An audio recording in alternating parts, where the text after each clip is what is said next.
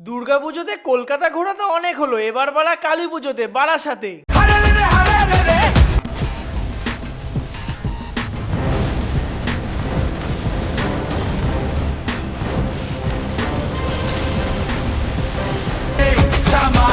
এই প্যান্ডেলটা দেখার জন্য মানুষের এত পরিমাণ ভিড় ছিল, দিয়ার পায়ের নখটাই উঠে গেছিল।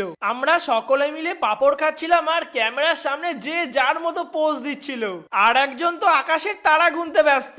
তারপরে গেছিলাম পায়োনিয়ার অ্যাথলেট ক্লাবে। লাইটিংটা খুব সুন্দর করেছিল, প্যান্ডেলের পুরো থিমটাই ছিল জলের উপরে।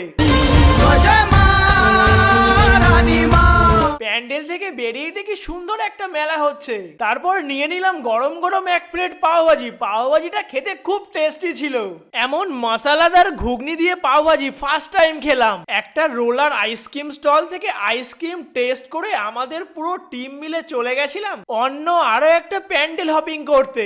সকলে মিলে ফুচকা খেয়ে চলে গেছিলাম নবপল্লী অ্যাসোসিয়েশন ক্লাবের বৃন্দাবনের চন্দ্রোদয় মন্দিরের থিমটা দেখার জন্য। প্রতিটা প্যান্ডেলের মধ্যে এত পরিমাণ বাঁশির আওয়াজ কান মাথা রাখাই যাচ্ছিল না। কুকুরও সিকিউরিটি গার্ডের কাজ করছিল।